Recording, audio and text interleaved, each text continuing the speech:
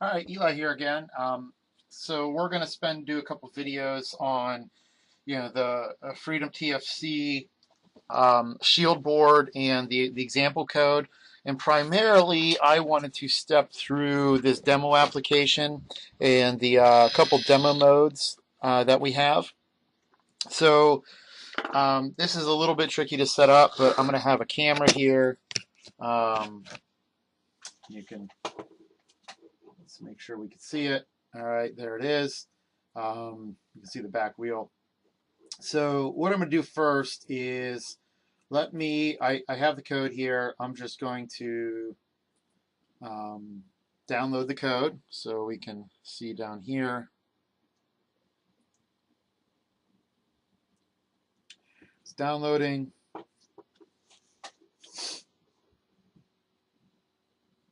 Start this up. And usually the first time it takes a little while. So now for these demos, let me bring over the webcam while that's downloading. There's the board. So I'm not powering from the battery. I have a power supply, 7.2 volts approximately. You know, it's about 100 milliamps nominal. I'm gonna bring it up over here. I do have everything kind of hooked up, my line scan camera, servos, and whatnot. So, all right. So there that is. I have my potentiometers to kind of like a neutral position, and I have my dip switch where they're all off. All right, let me set that down. Go ahead and run this. So I mentioned in the getting started video that this line essentially reads the 4-bit value from the dip switch, but then grabs the middle two bits 1 and 2 values, shifts them to the left by 1, and does like an AND mask. Basically, so we can read the numeric value of the middle two switches, number between 0 and 3. So first we're going to look at demo mode 0. So I'm going on case 0, and this will give you an idea, without actually having to go through the software too much, how to kind of use the basic code I've set up. So in my board support.h, I have a bunch of macros defined to determine if buttons are pressed. So demo mode 0 is really initially just for pressing buttons and getting LEDs to show up. So you notice this first one, if button 0 pressed, and it basically reads a port and does a mask and see if it's greater than 0. I turn on my bat LED 0, excuse me, and if it's not, turn it off. Likewise, button 1 pressed, I get this on, that off. So the end LEDs, it'll turn off and on. So let me bring back this window. Now, one thing I'm going to show you here that's kind of important is I have my car up on this like little wooden box.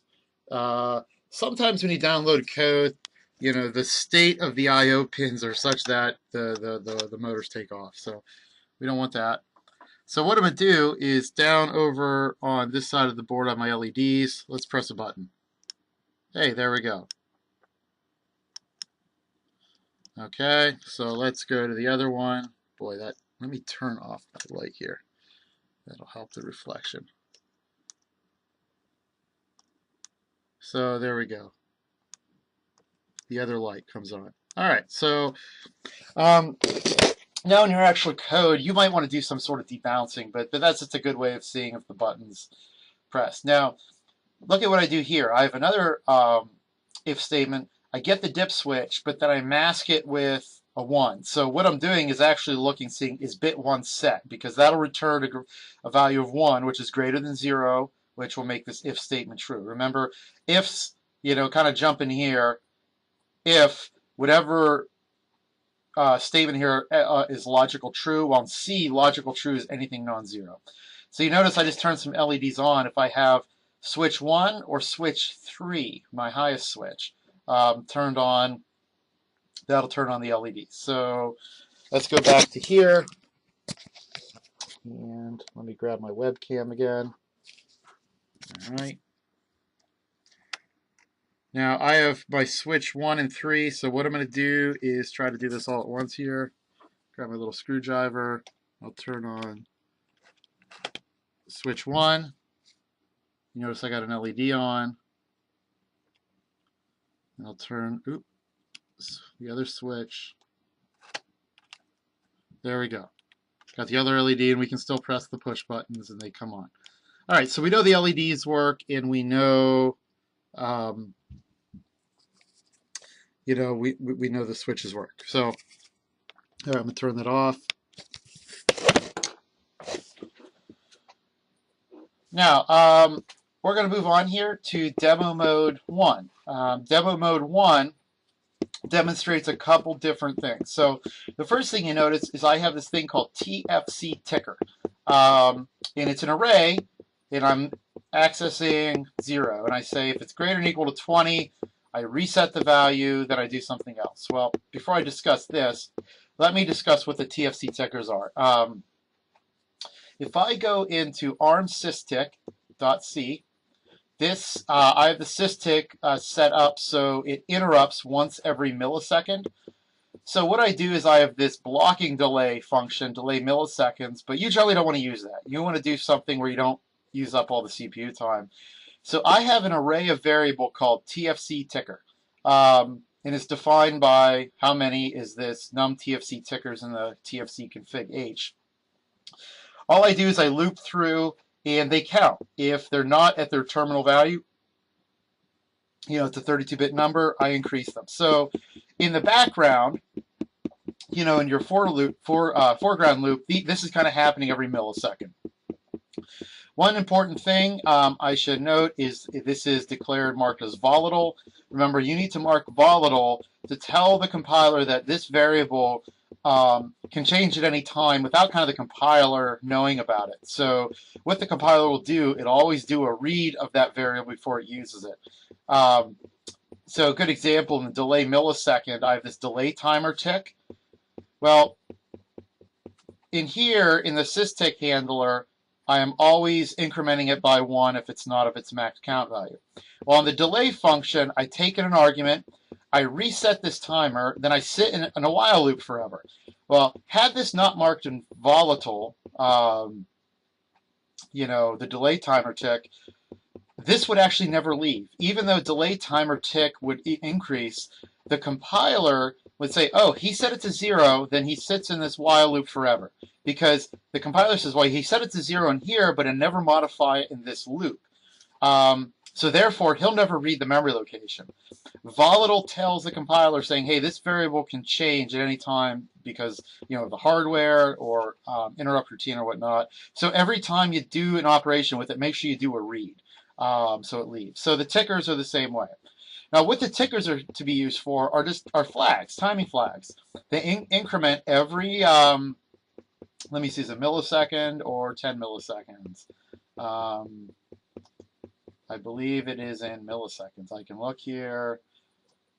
Yeah, systic frequency is 1 kilohertz.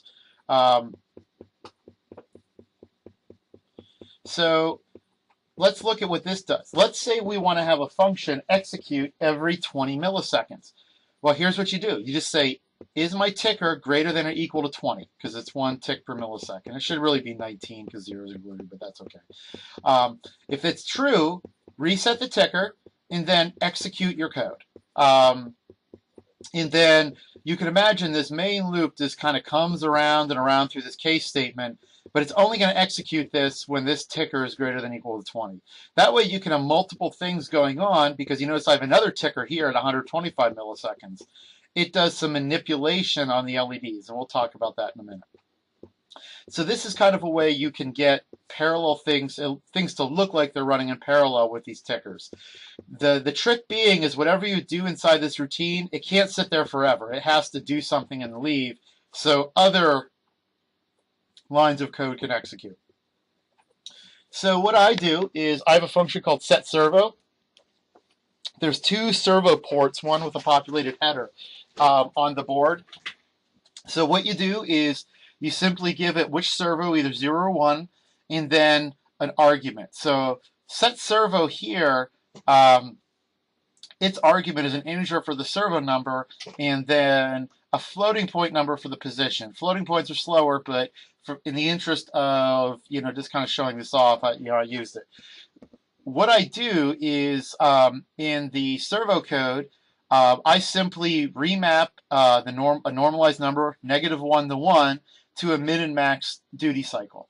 So what you can do is just feed this a number. -1 goes all the way one way, 1 goes the other way, and then you could scale it however you want.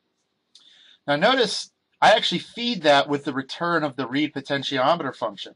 So I have a read pot 0 and a read pot 1.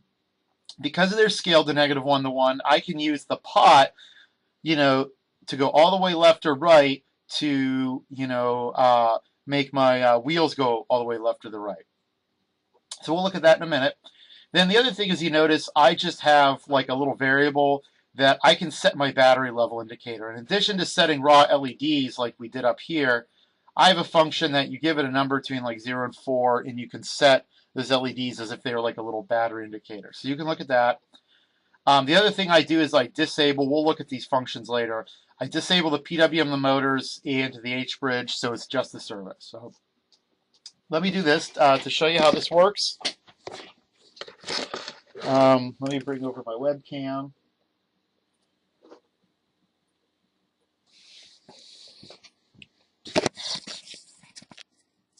So I need to go into demo mode 1. So I'm going to move this switch here.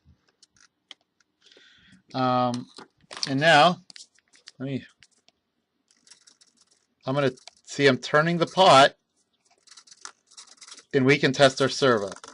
You notice too that right there I get kind of bound up, in the drive system. So there's some adjustments to be made here. Where it's roughly the middle pot roughly gets it to the middle steering angle. So now if we had another servo hooked up, there's channel 1 there. The other pot would do what we need to. So and down here you can see the battery LED just kind of pulsates there. So that's it. So let me show you one other thing.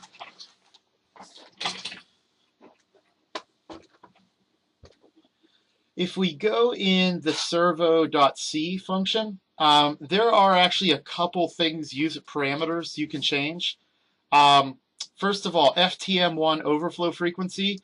This sets the period of the servo. Remember, this is in hertz, 50 hertz, which is 20 milliseconds. That's normal for servo. So you could change it if you want a little faster or slower.